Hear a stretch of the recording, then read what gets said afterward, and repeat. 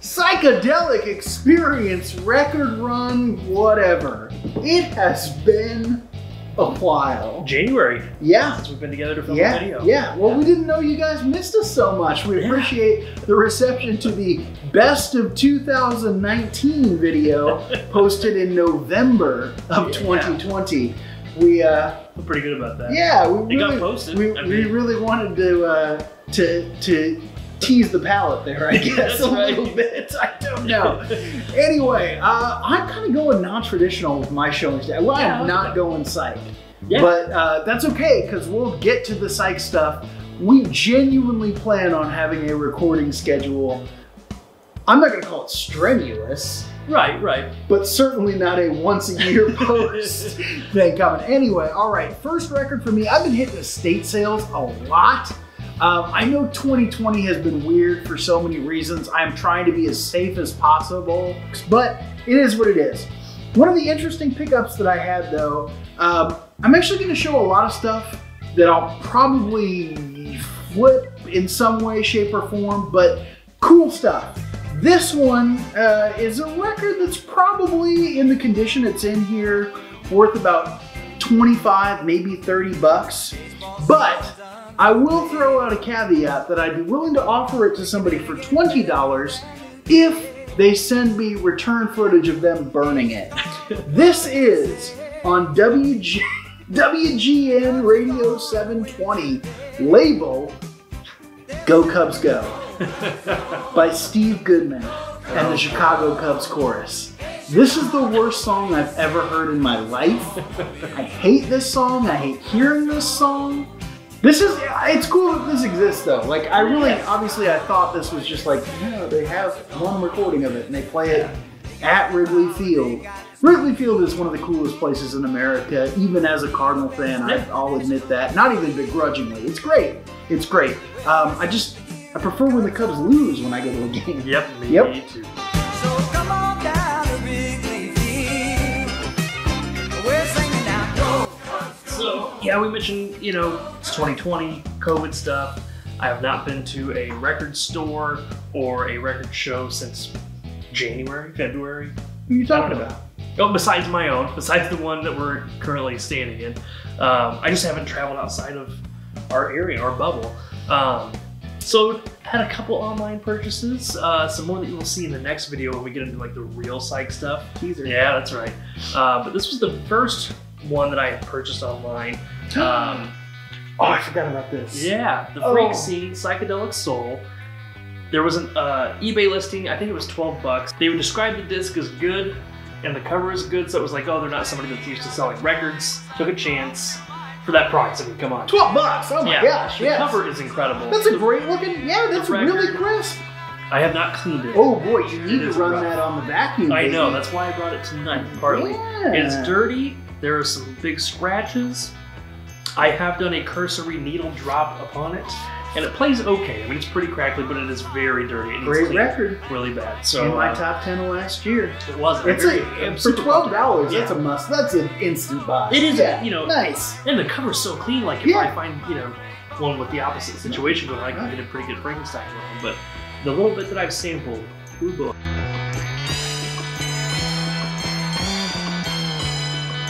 All right, keeping going in the 7-inch vein, I'm gonna show a couple of picture sleeves here. Again, these are things that I picked up because I was like, I'll grab those because I like picture sleeves. I'm definitely planning on putting these up for sale, but this is Tommy Rowe, Jam Up and Jelly Tight, and Gentry's Spread It On Thick. So I felt like peanut butter and jelly there, I had to do it. Plus, I do kind of like the Gentry's track, Brown Paper Sack. Yeah. And I'm intrigued because this looks like it has to be a AA side because both sides have the BW backed with. Yeah. So I was totally unaware that the Gentrys were releasing AA side singles, and I don't think I'd ever actually heard Spread It On Thick or probably Brown Paper Bag more than once or twice, but for a picture sleeve that wasn't in bad shape at an estate sale, that's an all day, every day, folks.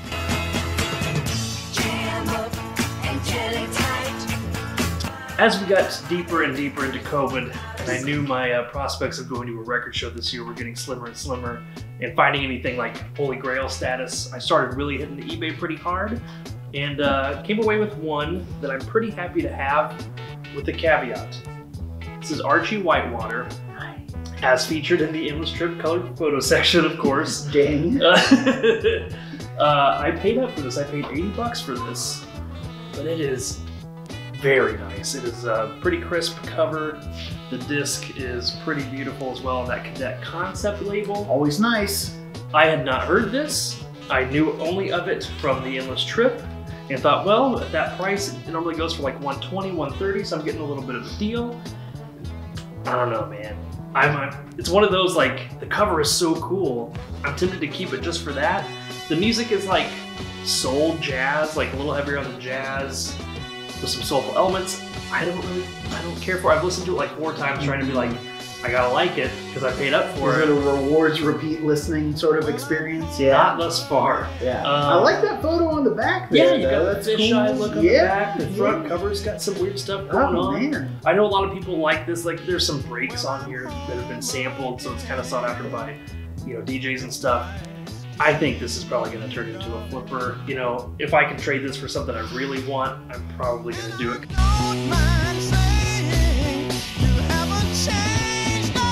I have a competitor actually over here in my cast-off stack for the great cover.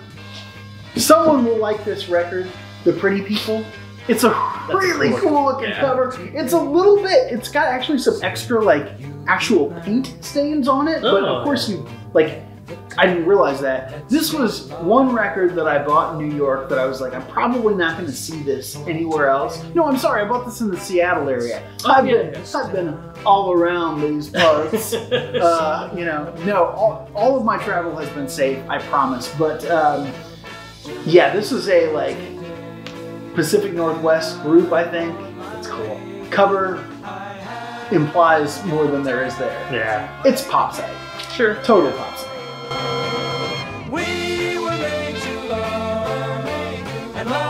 The next group of records I have to show are from the January record show. Did you sell at that one?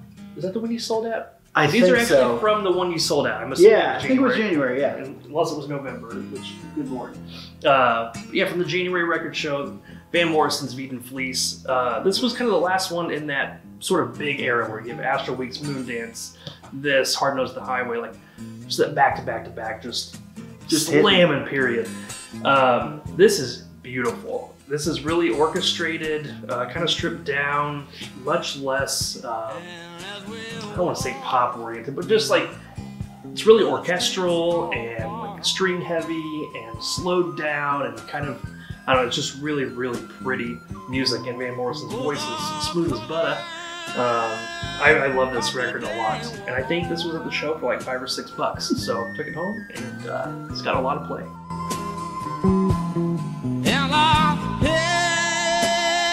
So I'm keeping in my, again, 7 inches found at estate sales, and these two, man. So this is Tommy Navarro doing, well, it's a cover of "Summertime" from Porgy and Bess, which was kind of a thing to do in the '60s. Yeah, absolutely. And backed with "I'll Be Satisfied," but it's an enjoyable kind of mid-'60s rocker in that tradition of let's do the cover there of a little bit of George and Ira Gershwin. Yeah, there you go. Yeah, and then along with that, mid-'60s, although definitely more of a soulful rocker. This one's tough to. You know what this should be called? This should be called Music for a Scorsese film. That's just all it should be. This is Banny Price, and I think the A side is Monkey See, Monkey Do, and the B side is There Goes the Girl, but I could be wrong. It's on Jewel Records. So I think of Goodfellas, I think of Stanley Tucci's Big Night. Yeah. Like, it's just an awesome, like, it feels like this awesome Detroit, New Jersey mix. Yeah. Awesome thing. It's great. It's great. I really like this record.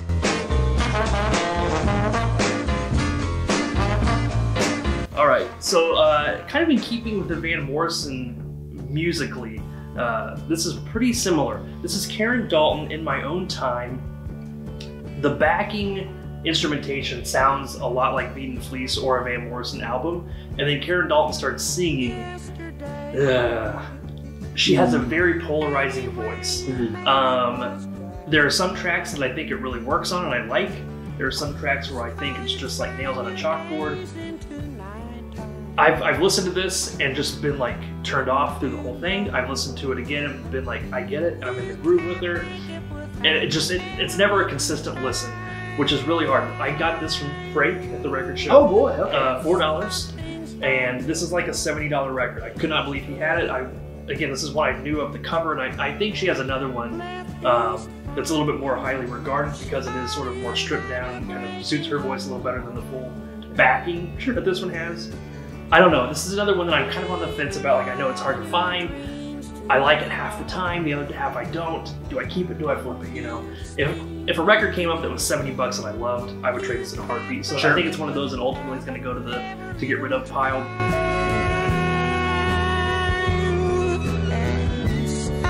And I have continued to find at estate sales the occasional sort of mid 20th century nugget.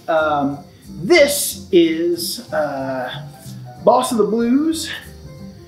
Joe Turner sings Kansas City Blues, or sings Kansas City Jazz, excuse me. But yeah, it's Kansas City Jazz Blues. It's really, really good. It's on old school Atlantic label. I don't think this is the original. I think this is like a next year reissue or something. But overall in pretty good shape with just a tiny little bit of like mold discoloration on the back that I couldn't get rid of. But man, it's a really cool, another one of those ones that feels like this cool urban element of the mid 20th century. Totally different than the Benny Price thing. Very middle America urban, Kansas City jazz, but yeah, has that Chicago blues, St. Louis blues element to it too that is kind of, you know, right in the geographic area of the country that we live in. And man, it is a really smoking good record on Atlantic.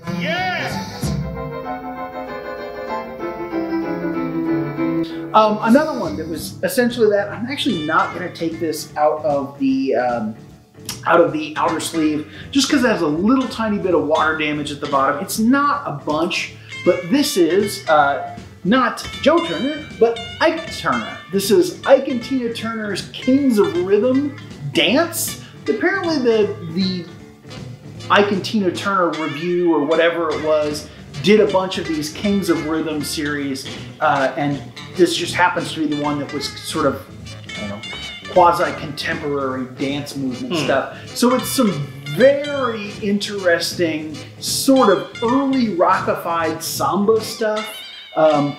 Tracks like Twist-a-Roo and It's Gonna Work Out Fine, The Gully, and the Track Down Twist. Man, it's both of these records, both the Joe Turner and the Ike Turner, they jump out of the speakers, man. It's cool. They jump. They're really, really great mid-century.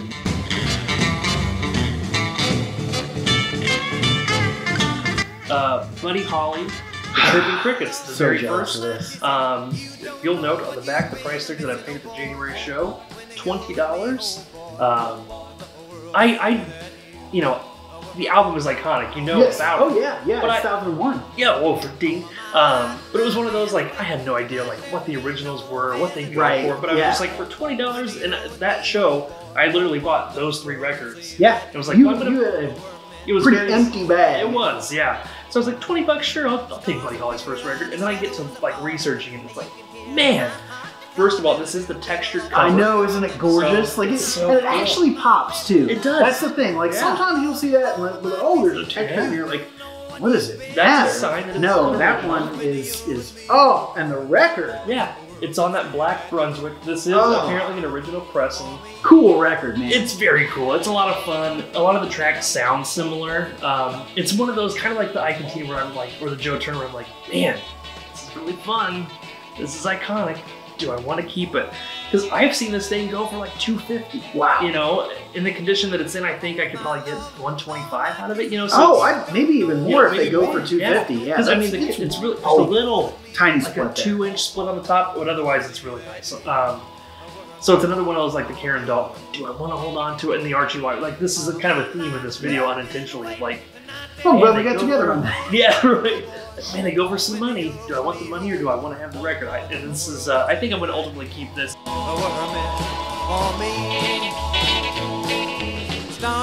One little teaser here. Yeah. Coming up soon on the Psychedelic Experience channel, we're going to have an unboxing.